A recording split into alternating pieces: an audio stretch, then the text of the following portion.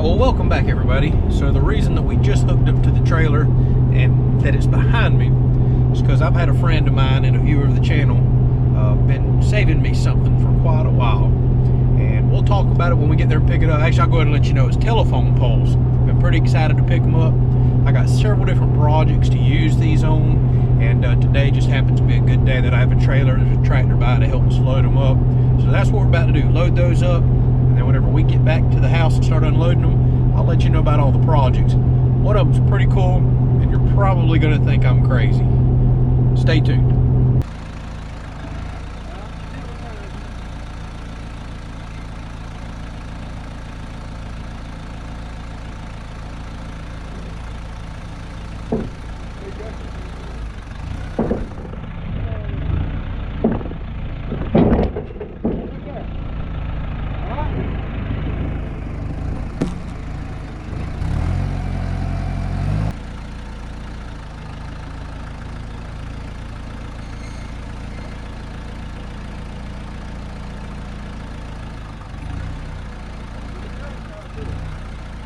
Just right, pick up. There you go.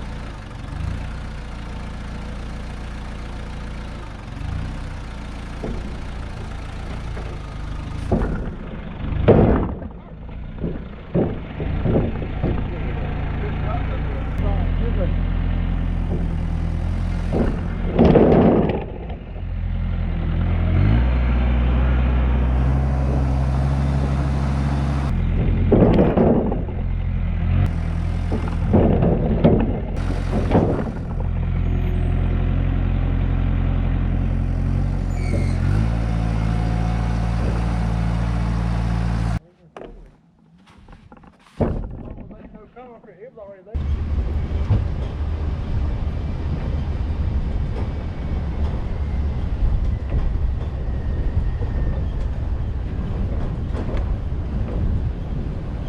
I tell y'all what, that was interesting. Those poles are heavy even though they're older. Oh my goodness. Thank goodness for the tractor and the guy that come over and helped us. But I can tell you what, I couldn't drive over 55 miles an hour. The trailer started swerving, going crazy because all of those poles hanging off the back just had the tongue weight out of balance. So that was a pretty unnerving feeling. So woo, I'm glad to be back, glad we made it. We'll get these drug off in just a minute, and let me go get the tractor.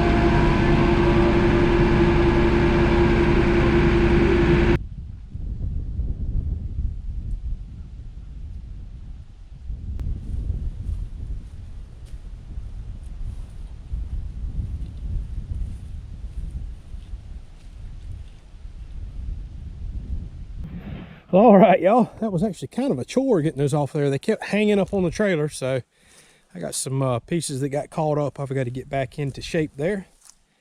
As far as the ground, tore that up pretty good too. That's no big deal. I got the tractor bucket loaded up with tools right now, so when I'm down here one day, I'll grab a scoop of dirt out of the pile there, put it here, backblade it real quick. You'll never even know I was here. That'll grow up with grass here. Just coming up summer or spring. So I have got me some telephone poles. I've been wanting some for a while. Some of them are questionable, like that one's rotted out in the top, although it's got a really good section in it.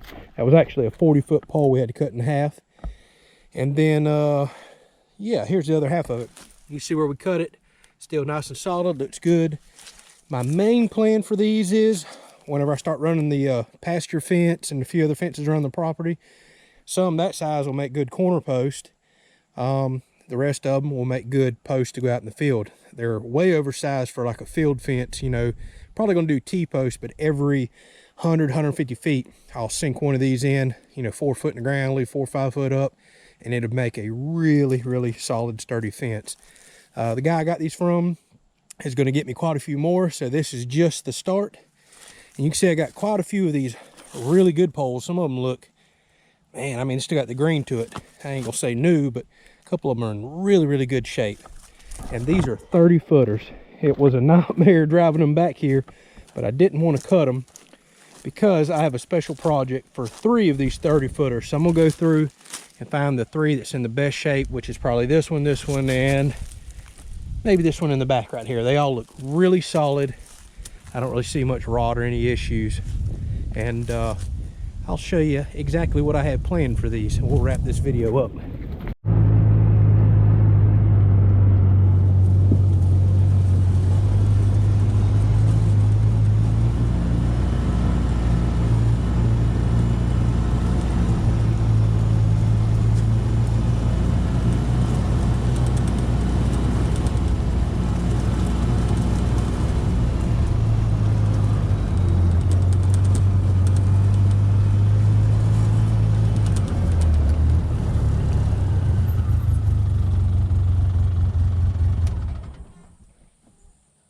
All right, so y'all may be wondering, what am I doing out here in the middle of my food plot? Well, I have been dreaming about something for the last probably 3 years now that I think about it. I've seen it only done once and just heard another story about somebody else that's done it, and I think it'll work. So I've been looking for some telephone poles and finally found somebody that could get me some. Seems like I always miss out on the deals when the crews are clearing on the side of the road and they'll give you all you can want. And then whenever you look for them online, people want a pile of money. So finally found somebody that took really good care of me, and I truly appreciate that. But the reason I have saved some of those 30 footers is because out here in my dove food plot, I am putting a fake power line in. I know you probably think I am crazy. What? There's no doubt in my mind the way those doves love sitting on a power line. If I can get one out here, oh man, this dove field's already sweet for the size. But I'm trying to make the ultimate dove field here for the future. So typically we sit in this tree line here is where we tend to hunt every year. And a lot of the dove like to light up in these trees too, especially the ones that have kind of open limbs down there. And what I'm wanting to do is attract them out to the middle of the food plot because doves are absolutely addicted to power lines. So if I get them out of the trees and out here in front of us to where they're going to want to try to fly in and light, I think it'll really increase our success ratio. Not to mention them having a place that they can literally sit right above the feed that they're coming to is going to attract even more dove, make them feel very comfortable, give them a place to roost. I think they're going to love it. So my plan is to probably somewhere between, we tend to start sitting here on down that way about 100, 125 yards away. Probably going to make about 100-yard power line out here, which will probably require at least 3 of those poles. I could run the whole length of the field, but that's starting to get a bit ridiculous and a lot of wire to tension. So I'm thinking several hundred feet, 200-300 feet at least. That way we can all try to get a shot at the wire if the doves start going to it. But I'll play with that design as I get down the road. I'm probably going to use some of that aircraft cable. You can actually buy it quite reasonably cheap online. And stretch it out. I've got some cool ideas of how I'm going to tension the wire. Probably going to put those boat winches at each end, since the wire will probably constantly sag for a while, so I can keep it tensioned. Has a pile of duff sit on it, it will actually sag some. So I got a lot of cool ideas in mind.